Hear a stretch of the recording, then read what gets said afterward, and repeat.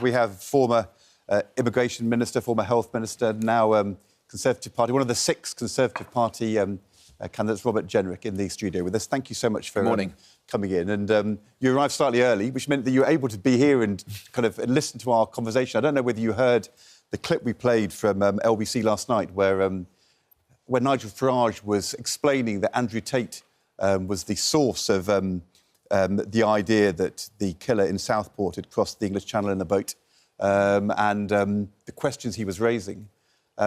And I was asking Andrew and Nels what they thought about Nigel Farage thinking that Andrew Tate was a good place to get his information from. Well, look, I'm not going to get drawn into what Nigel Farage says. We all have to choose our language very carefully in moments like this, and it is responsible, it's incumbent upon us to make sure that we get the facts straight before commenting on these incidents. That's what I try to do. I think these are obviously extremely serious incidents of gross thuggery and violence, where we've seen far-right activists attacking mosques. You know, that's a disgrace. Where we've seen sectarian gangs on the streets of places George Osborne did say to me last week, George Osborne said to me, the first Tory candidate who comes out and says that what Nigel Farage has said about the events in Southport will be the candidate who shows that they're really willing to lead. And that was before Nigel Farage told us that the questions he was raising and the justification he was giving for people's concerns came from Andrew Tate. So I was just wondering whether you wanted to be one of the first Tory candidates to say Nigel Farage is wrong. Well, I don't think that he is right, but he, you know, So you shouldn't have said that? Well, I think you've got to get your facts straight before commenting on very serious. When you say he's not right, like that means he's wrong. Well, I don't think that he has helped the situation with the comments that he's given. We shouldn't be doing anything right now that makes the life of the police more difficult. We should be backing the police to the hilt. We've, you know, still got serious disorder on the streets of our country, and we should be doing everything we can to support the police. I think the demonstrations last Tuesday back control of our streets. I think the demonstrations last Tuesday outside Downing Street, people were wearing T-shirts saying Nigel Farage for Prime Minister, Tommy Robinson for Home Secretary. So it feels as though Nigel Farage maybe isn't helping the police. No, I don't think he is, but, you know, I'm not on your programme to comment on Nigel Farage. Well, I mean, Mel Stride, another candidate, has come out and said that Nigel Farage will never be part of the Conservative Party while he's there. So already some of those that you're competing with for Tory leadership have made a comment. Well, I've been very clear for a long time that I don't think that Nigel Farage is going to join the Conservative Party. I want to ensure... And you wouldn't be happy if he did? No, I don't want Nigel Farage in the Conservative Party. I want the Conservative Party to win back the millions of voters who chose to vote to reform and be the natural home for small C Conservatives. That's my mission, not welcoming Nigel back. We do know Can I ask you about a new YouGov poll that found that more than half of Brits, I should say, think that Tory governments of the past 40 years bear some responsibility for the ongoing riots. How do you respond to that? No, I don't think there's any justification for what we've just seen. You know, this is thuggery, this is violence, it is people on the far right. No, I didn't say justification. Well, that is the implication. With respect, that is the implication of what you were saying. Well, you were saying that you can explain away what has just happened. No, I don't think that's I wasn't explaining away. I was commenting to you on a new poll where British people have said, more than half of them have said that they think Tory governments of the past 14 years do bear some responsibility for it because of the rhetoric that's been used. Do you regret some of the rhetoric that's been used? Absolutely not. Let me be... You don't regret any rhetoric? No, absolutely not. Let me be completely clear.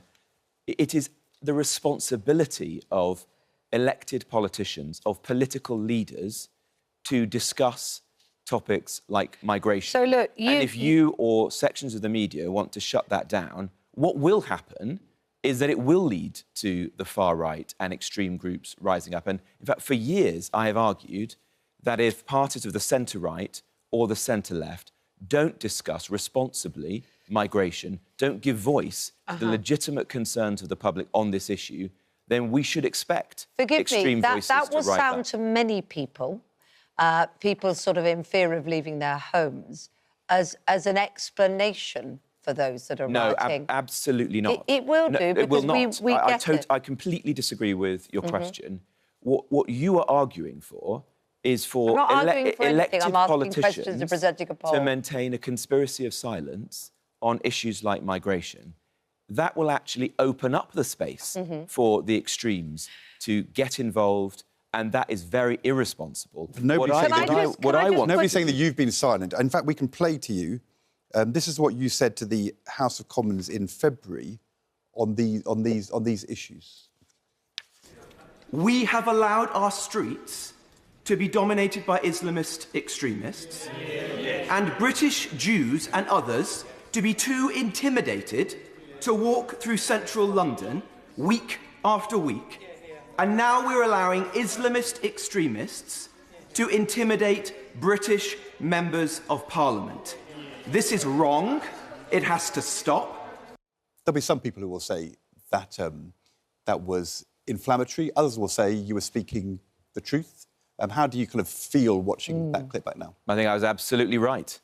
I think the protests... You feel our streets are being dominated by Islamist extremists? I think the protests that we were seeing at that time on the streets of London, where we had individuals shouting Allah Akbar off Oxford Street, where we had anti-Semitic slogans like from the river to the sea being broadcast onto Big Ben itself, that was completely wrong.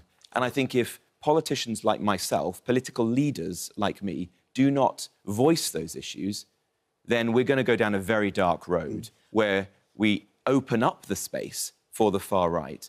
And so we mustn't allow these riots, these disgraceful riots, to close down legitimate public debate about Islamist extremism, extremism of any kind, including the far right, or about the migration debate that millions of people care about across our country. Can I just quote a few other things, just for clarification more than anything? Now, you were the one that ordered a cartoon mural in a migrant children's centre to be painted over. I think it sort of had Mickey Mouse on it. You said that you regretted doing that.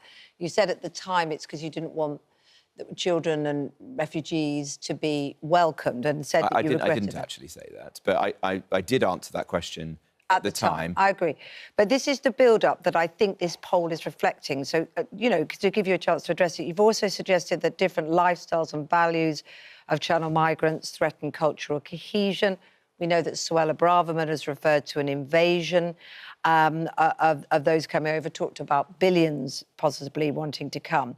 I guess what people fear, and we've heard on our programme, I just want to give you a chance to speak on behalf of yourself and the Tory government, really, that sort of language is now being put at the centre of inspiring those and causing confusion and making those far-right groups have the opportunity to, in a sense, I suppose, inspire people who are concerned about migration to behave in this way. No, I think with respect, you and I are looking at this in completely different ways.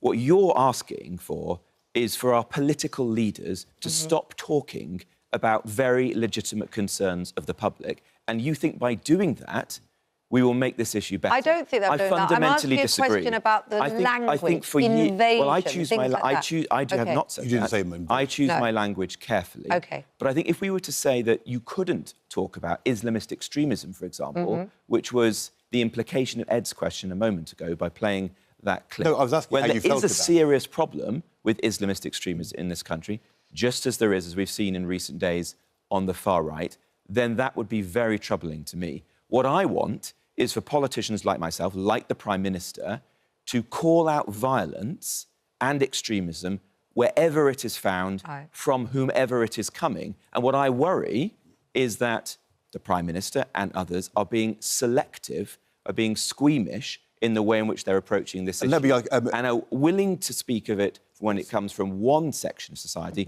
but not on the other. If we're you almost want to out of unite time, the country, and you have to call it out from wherever it comes. And let me just give you a chance to talk about one other thing, because you referred to immigration a couple of times. You're standing for the Conservative leadership. Clearly, the immigration issue has been a big problem for the government. You were Immigration Minister for 14 months, in which we had probably the highest levels, in fact, we certainly had the highest levels of legal immigration in our country. I actually brought about the biggest reforms to our legal migration system in history. But you had the highest levels while you were the minister. Well, that's all. I inherited that. All I can do is try to reform the system. I did reform the system. The question I'm going to ask let me just answer your point. No, I was going to say, I wasn't trying to. I was saying that given that those things happened, when you look back on what happened on immigration and when you look forward to your pitch for the leadership, what are you going to say about what's happened in the last 5 years on immigration, how that needs to change if you're the Tory leader? Well, I ultimately resigned from Cabinet at the end of last year because I felt that we were not pursuing the reforms that were necessary. Look, I want to make some big changes. I think that legal migration is far too high in this country, not just in recent years, but in fact throughout my whole adult lifetime. I want to bring it down to the tens of thousands and have a legal cap set by Parliament so the public can once again have trust and confidence that that is going to happen. I want to ensure that we get a grip on illegal migration, because I think that's causing a lot of harm in our country. And if we can do that, then I think we do begin to rebuild trust. Because we've lived in an age, for in fact the last 25 years, under governments of both political persuasions, in which we've had mass migration. I don't think that's made us richer. It's put massive pressure on housing and public services, and it has contributed to a breakdown in public trust and in community cohesion. And the reason why it was so high when you were the minister and you resigned, what had gone wrong? Well, we as a government, not me, the ministers at the time, created a system immediately after we left the European Union that was, if anything, more liberal than the one when we were in. I've said very clearly those were bad decisions. I pushed for reforms, and in fact achieved them, which will halve the number of people coming into our country legally now in the next year or so. But I want to go much further than that and bring it back down to a sustainable level. I think that's what the public want. That's what millions of people across the country are asking for. It isn't possible to successfully integrate 1.2 million people into a country as small as ours. That's not a justification or an explanation as to what is happening right now. There is absolutely no justification, but it is something we need to consider and get right again as a country. Good to speak to you this morning. Thank you very much. Good to speak to you this morning. And enjoy the next few weeks. I mean, it will be terrible, but enjoy it. all those debates. Thank you.